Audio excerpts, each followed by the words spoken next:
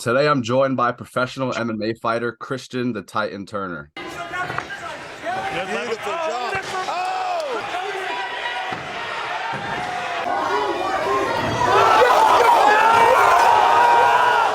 Christian has an upcoming fight on LFA 153, Friday, February 17th. You can watch it live on UFC Fight Pass. Before we get started, I just want to say it's kind of crazy that I even have to ask this question, but how'd you celebrate your 21st birthday last week? I trained, man. 3 hours training, went home, went to sleep, and don't call it a day. Yeah. How's the training camp been going? Good, man. Hard, very hard, man. Bumps, bruises, rough, but we're doing it, you know? Yeah. What did you Good, feels prepare good. for this fight? Uh, just basically everything. Like everything you can think of is what I've been doing to prepare. You know what I'm saying? Anything possible to win, I've been training, so it's been very hard. Jiu-jitsu, striking, wrestling, whatever, I've been doing everything. Right. And So just from a stylistic standpoint, how do you like the matchup versus Justin Lovrich? I think it's a good matchup. Obviously he's a grappler. I mean, like, he's more so grappling based. He has some striking too, but he's a more so grappler, pretty decent, pretty skilled guy. So, I think it's a good matchup. Yeah. I Were think, there, were there any difficulties in getting the fight set up against him? uh wasn't any. Nah, it was pretty straightforward. This guy accepted it. It's pretty straightforward, 10th planet guy. They pretty much took the fight as soon as it. Yeah. Well, before we talk any more about the upcoming fight, I just want to learn more about how exactly you got into the sport. You, Mm-hmm. I know that you went from amateur to a pro fighter in less than a year, and you've had 8 total fights in just a little over 17 months. It's kind of crazy when you think about it. So can you just explain how you got into MMA? Yeah, so man, I wasn't the best kid growing up. I was kind of bad. I was kind of a bad kid. But there was a police officer at my school, like the SROs, like resource officers, the resource school officers. And he was like training Douglas Lima and high level fighters like on the side. He's a strength and conditioning coach. And I was pretty cool with him. He was a cool guy, very understandable. And he would hear about me fighting outside, like just bad things I'm not supposed to be doing. And he would pull me aside, hey, you should come to the gym, you should do this, you should do that. And at first I would never listen, but eventually it got to me, man. And I came to the gym and I fell in love with it, bro. I fell in love with it. And ever since I've just been locked into the gym, started fighting. And momentum is real. I just, you get momentum and you just keep the ball rolling. It's Right. working hard. And it was an opportunity for me, and that's all I needed really, is an opportunity to change my life around. And that's what I did. Right. And you Yeah. wrestled a little bit in middle school and high school, right? Yeah, I did wrestle in middle Right. school and high school. So I did about 2 years in middle school and then like a year and a half in high school. So I already had like some wrestling experience. So I already know what it was like competition wise and to go against another person and how it is. So I kind of already had my feet in martial arts already. So it wasn't like a major like, oh my God, like, it was like, all right, I can do this. Right. Is there anything that you Yeah. can remember that made you think, all right, I know this is for sure what I want to do as my career? Um, man, that's actually a good question. Um, I think it was my first fight, or I think it was the second fight that was like really like, all right, man, I can do this. Like I'm doing this. I'm in here. I'm on this road. Ain't nothing changing. I think yeah, it was like the second fight where it was like, all right, like I'm locked in, dude. Like I'm already putting so much time into it, and I might as well go all the way. Right. Right. Yeah. What do you So think you'd be doing if you weren't fighting? man, I don't even know, bro. It could be anything at this point. Like, man, I probably would have been in trouble doing something I wasn't supposed to be doing because I was kind of just looking for something to do. So I probably wouldn't be doing the best thing. Right. Probably be in trouble, you know? Yeah. How was it Yeah. growing up in Atlanta? I know you mentioned you got into a lot of trouble growing up, but were there any lessons that you learned It growing up was, yeah, that stick with you today? definitely. Yeah. Definitely a lot of lessons. Like, obviously, like, growing up, I have three brothers, so I'm the oldest of three. And then, like, so just like being a man, having, my father wasn't around. So kind of like fending for myself and trying to figure things out and trying to be like, I had to be a leader. So I had to learn things and pick up faster. And, I had to mature very fast and just like getting into fights and just like learning how to be a man and how to like basically be a warrior like out there and survive, like, you know what I'm saying, like it teaches you a lot of survival skills, just being out there, being on your own and trying to figure things out. And so it's a lot of lessons I can't really necessarily like pinpoint, like, but there's just a lot of lessons I naturally learn, Right. that come with just growing up like that, you know. Yeah. Well, I'm glad that you turned those negatives into positives for sure, man. Yeah, Yeah. man, What for did sure. those close to you say when you told them that you wanted to fight to become a fighter? At first, I was like, "What the hell?" Like, at first, I like when you say these like things, they look at you like, "Man, that's crazy." Like, I don't know. Like, are you sure about that, dude? Like, what the hell? Are you all right, bro? And I was like, "Man, I want to do this." Like, cause cage fighting is like not really that popular until Conor McGregor, and I was Right. so the hell. Like, you want to fight in a cage? What are you talking about, dude? Like, get a job. And I'm just like, yo, I'm serious. I want to do this, but eventually, as I seen it, I was changing my life around more positive, and I was doing training every day in the gym every day, and I was like winning fights, and I'm like, it gave me a purpose. And then that's when my mother was like believed in me, and my father was like supporting me, and they both started supporting me, like, Right. Did yeah. you did you watch a lot of MMA growing up? I didn't watch a lot. That's the crazy thing. I didn't watch a lot of MMA growing up, bro. I did it. Like, I wasn't one of those kids that I really I didn't. I heard about it a few, but growing up, it was like boxing or like college wrestling. I'll watch and stuff like that, like different martial arts. But I never specifically watched MMA, like until I was around like 16 years old. That's when I really started watching and be like, oh man, this is cool. Like, But I'm not gonna lie, I wasn't one of those kids just sitting around watching MMA. Yeah. I've seen on your Instagram that you've gotten the opportunity to train with guys like Dominic Cruz and Jeremy Stevens. So are there Yeah, are there any current or past fighters that you watch and try to mold your game after? man. I would say yes. But there's so many guys, man. Like, I'm so young. Like, I'm 21, bro. These guys are like 35. Like, these guys are like been in the game for a long time. So I learn from different guys and I try to study their game. I Mm, try to study their game and I see if it's possible for me to add to my game, I take bits and pieces or sometimes maybe a lot from certain guys. Even if I watch, like I'll stay home and film study and I'll just watch a guy certain things he does, like, damn, maybe I can do that too. And then I'll try to use it when I go train and use it and see if I have success with it. And, you know, like for instance, like Dominic's footwork, like obviously nobody's gonna move like Dominic. That's his thing. Those are his patterns. But certain angles and footworks that he used, I can take a piece of that and add it to my game. And then maybe from Jeremy, maybe his head movement or something I can take. And if I put that together, that can ultimately make me better because I'm adding both of them. You know what I'm saying? right. So you just try to learn from different people. I think that's where obviously learning is one of the number one tool to Mhm, me getting better is me learning. Like learning, I think is the number one tool I have.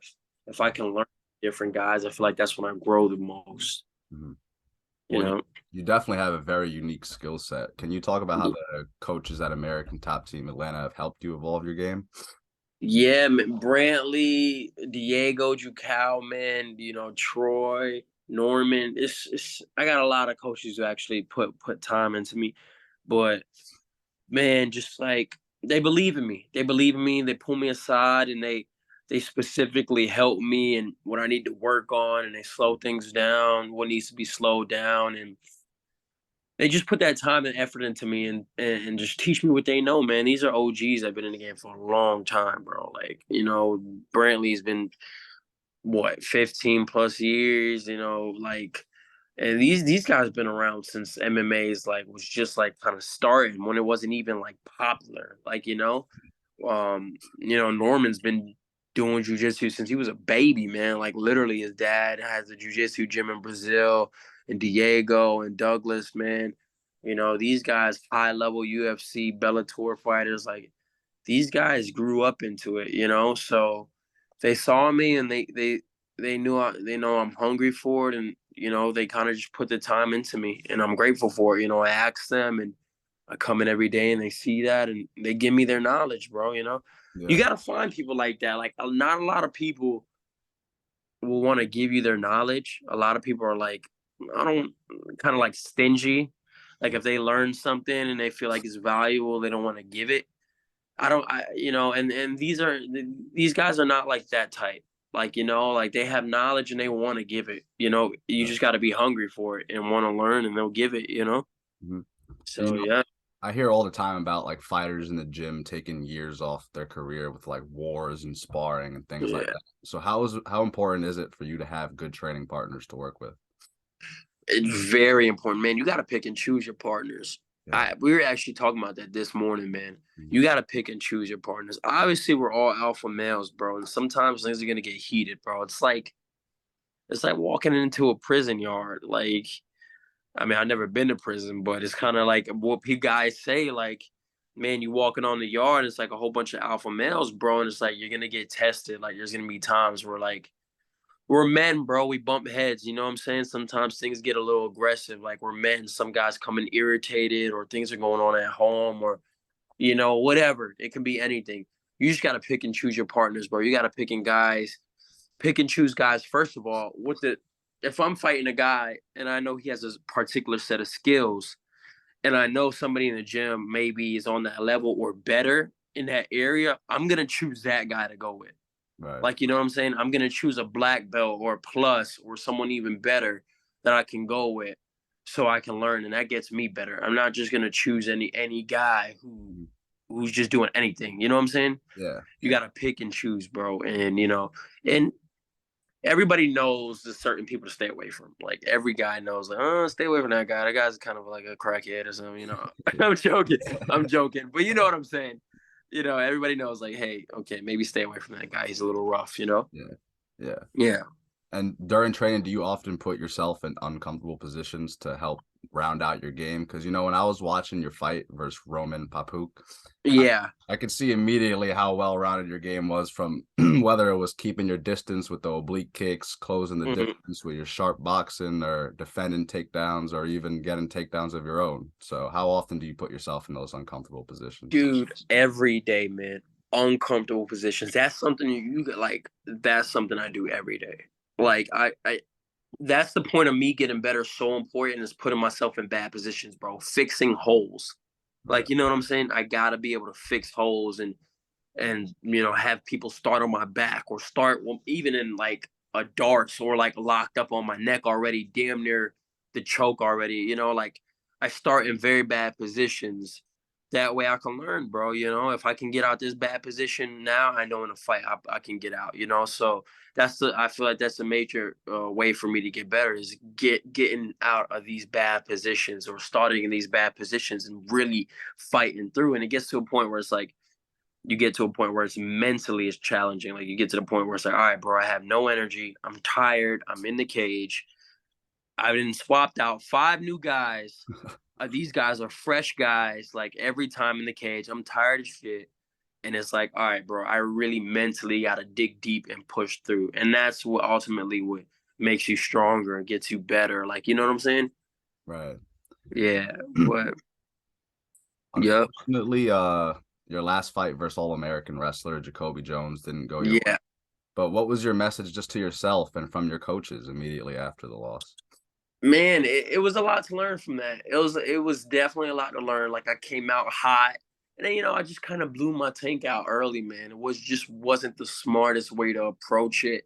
I came in hot. I was just came in ready to go. Like, you know what I'm saying? I'm always ready to go, but it was more like I just jumped the gun a little much, you know? So obviously Jacoby, the kid is skilled. That guy's like 27, 28 years old. He's 3-time All-American wrestler. Bro, I wrestled 1 year in high school. True. I took that guy down and dominated that guy for fucking like 2 rounds and straight beat his ass. It's not like the guy was like fucking me out. Oh my God.